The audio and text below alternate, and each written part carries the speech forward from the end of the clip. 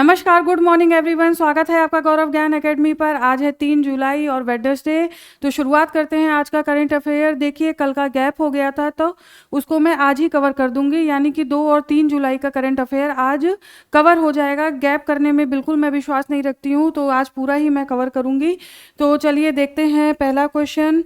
और पहला question start करने से पहले मैं कहना चाहूँगी कि अगर आप गौरव ज्ञान एकेडमी पर नए हैं तो प्लीज़ चैनल को सब्सक्राइब कर लीजिए, लाइक और शेयर भी करिए। चलिए आ जाइए, देखते हैं आज का पहला क्वेश्चन क्या है।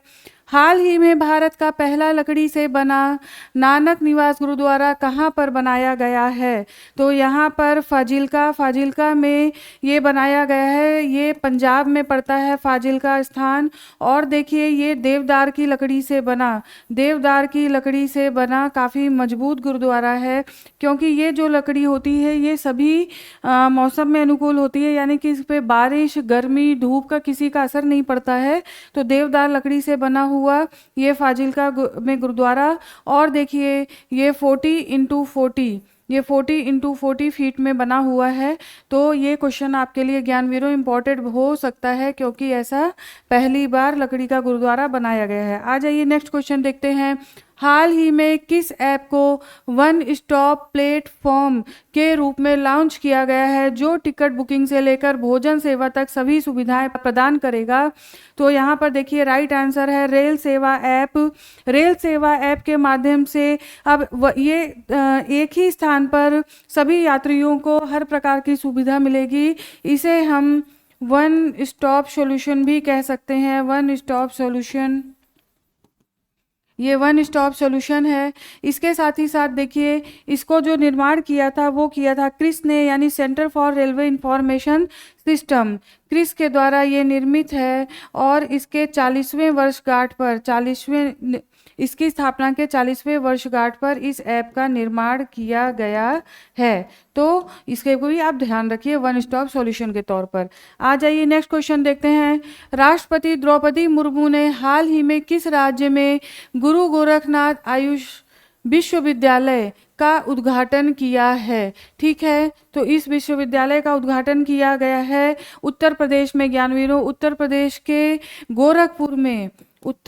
के गोरखपुर में ऐसी स्थापना, इस विश्वविद्यालय की स्थापना की गई है। इसके साथ ही साथ यहाँ पर पंचकर्म की भी स्थापना की गई है। ठीक है, पंचकर्म की स्थापना भी की गई है। और देखिए, इसी के साथ द्रौपदी मुर्मू जी हमारी राष्ट्रपति बरेली भी इससे पहले गई थी, तो वो मैंने आपको पहले पढ़ाया और अभी मैं रिवीजन भी करा दूंगी ना, तो उसमें आपको रिमाइंड हो जाएगा। आ जाइए देख लीजिए। वित्त वर्ष 2024-25 में प्रवासी भारतीयों द्वारा भारत भेजे गए धन की कुल राशि कितनी रही? ठीक है, तो यहाँ पर होगा $135.46 बिलियन।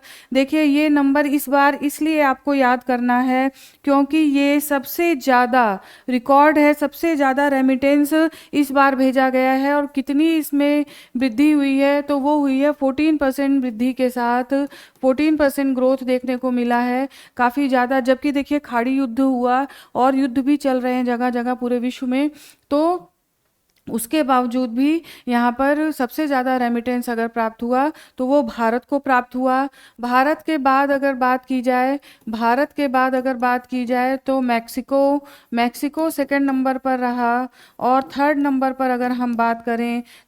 पर बात करें तो चाइना रहा। ठीक है, तो ये क्रम है ज्ञानवीरों, ये भी क्वेश्चन पूछा जाता है। और देखिए, इसमें एक चीज़ और इम्पॉर्टेंट है। अगर हमें रेमिटेंस कहा जाए कि कहाँ से सबसे ज़्यादा प्राप्त हुआ, तो हमें यूएसए से रेमिटेंस सबसे ज़्यादा प्राप्त हुआ।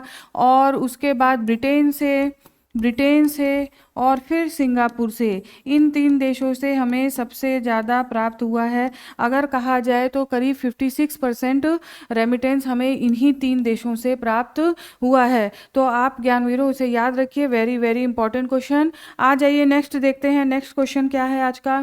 क्वाड एट सी शिप ऑब्जर्वर मिशन किस प्रमुख अंतरराष्ट्रीय समूह द्वारा शुरू किया गया है? ठीक है, तो ये देखिए, ये शुरू किया गया है क्वाड देशों के ही द्वारा। ये जो क्वाड देश हैं उनका इसमें जो उद्देश्य है, इस मिशन का उद्देश्य देखिए, तो उद्देश्य इसमें ये है कि गश्त खोज करना, ठीक है, तटीय क्षेत्रों को मजबूती के साथ इस पर काम करना है। तो क्वाड देश जो हैं वो हैं अमेरिका, जापान, भारत और ऑस्ट्रेलिया। इन देशों की बैठक हुई थी, इन देशों की बैठक हुई थी, देखिए बैठक हुई थी अमेरिका के डेलावेयर में बैठक हुई थी, और वो था छठा शिखर सम्मेलन, लीडर्स की बैठक हुई थी, ठीक है, छठा शिखर सम्मेलन,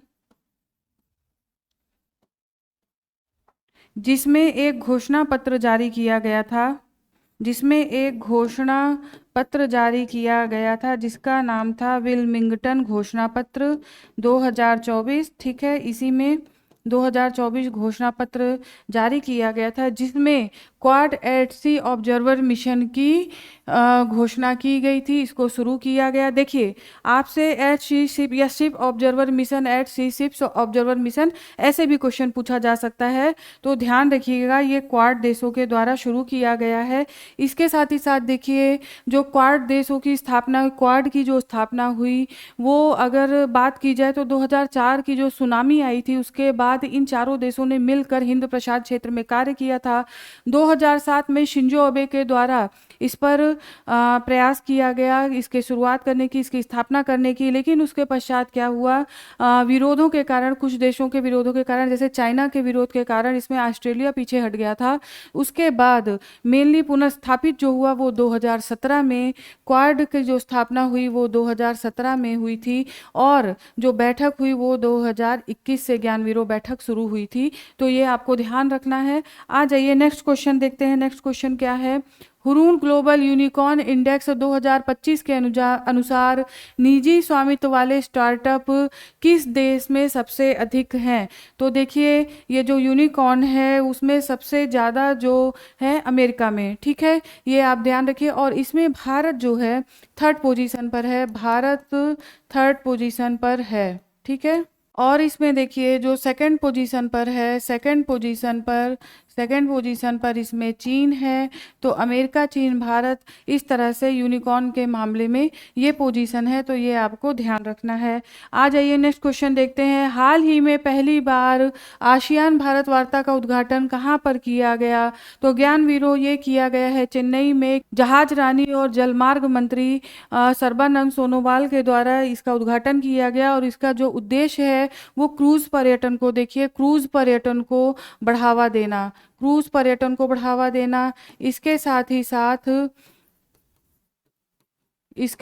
साथ इंडो पैसिफिक क्षेत्र की कनेक्टिविटी को बढ़ाना, इंडो पैसिफिक क्षेत्र की कनेक्टिविटी को बढ़ाना।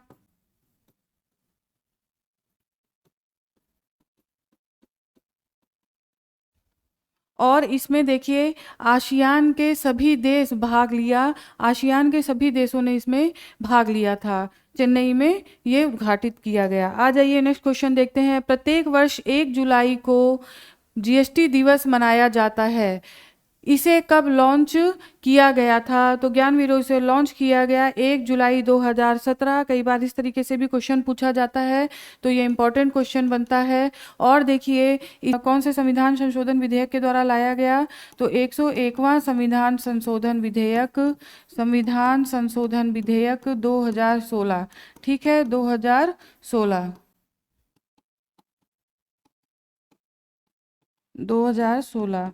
केंद्र और राज्य में इस तरह से जीएसटी को लागू किया गया। आ जाइए नेक्स्ट क्वेश्चन देखते हैं। फोर्ब्स की वर्ल्ड मिलेनियर्स लिस्ट 2025 के अनुसार विश्व का सबसे अमीर शहर कौन सा है? तो ज्ञानवीरों यहाँ पर राइट आंसर है न्यूयॉर्क।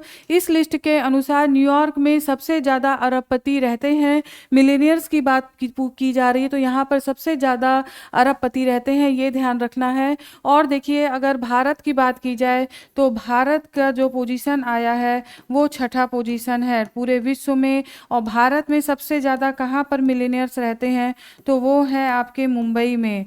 मुंबई में सबसे अधिक मिलेनियर्स रहते हैं, जिनकी संख्या है 67, और इसमें भी सबसे अमीर हैं मुकेश अंबानी ठीक है, तो ये यहाँ पर हो गया आपका। आ जाइए नेक्स्ट क्वेश्चन देखते हैं। नेक्स्ट क्वेश्चन आज का, हाल ही में देश के सबसे लंबी दोहरी रेल सुरंग कहाँ पर बनाई गई है?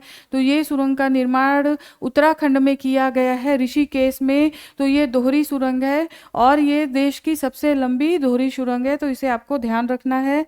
अब आ जाइए अन्य महत्वपूर्ण तथ्य की ओर। अन्य महत्वपूर्ण तथ्य देखते हैं। एशियाई जंगली कुत्ता असम के काजीरंगा परिदृश्य में लौटा। भारतीय वन्य जीव संस्थान के वैज्ञानिकों द्वारा किए गए अध्ययन के अनुसार तोलिया एशियाई जंगली कुत्ता, जिसे स्थानीय रूप से विलुप्त माना जाता है, वापस आया है। और देखिए ये आईयूसीएन में लुप्त प्राय जीव है। इसे ढोल भी कहा जाता है, इसे भी आप ध्यान रखिएगा, ढोल भी कहा जाता है। और ये लास्ट टाइम पे अगर देखिए तो इसे 2011 में नागालैंड में देखा गया था। उसके बाद ये अब दिखाई दिया है असम में।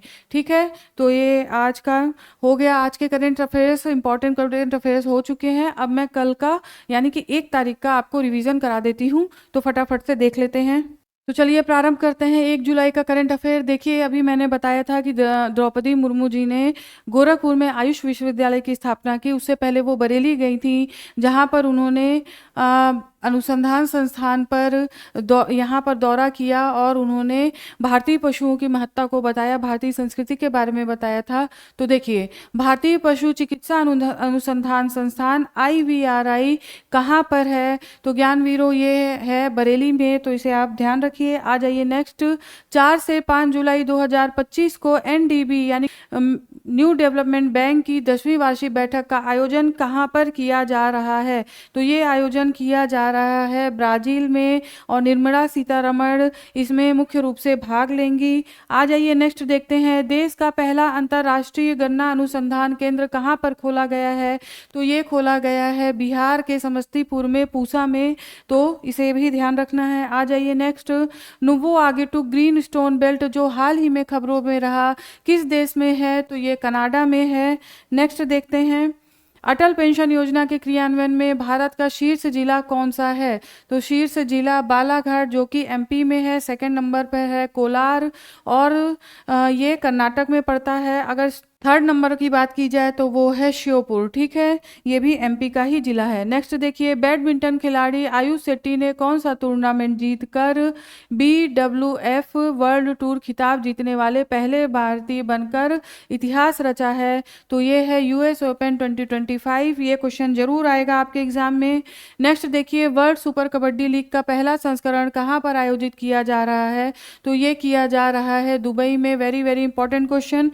आ जाइए नेक्स्ट देखते हैं, 2020 से 25 के लिए किए गए प्रबंधन प्रभावशीलता मूल्यांकन में किस राज्य को शीर्ष स्थान प्राप्त हुआ है? तो केरल को 76% स्कोर के साथ शीर्ष स्थान प्राप्त हुआ है। आ जाइए नेक्स्ट देखते हैं, भारत सरकार के डिजिपिन प्लेटफॉर्म से जुड़ने वाला देश का पहला शहर कौन सा है? तो स्वच्छ शहर के नाम से जाने जाने वाला इंदौर शहर को इस तरह से जोड़ा गया है।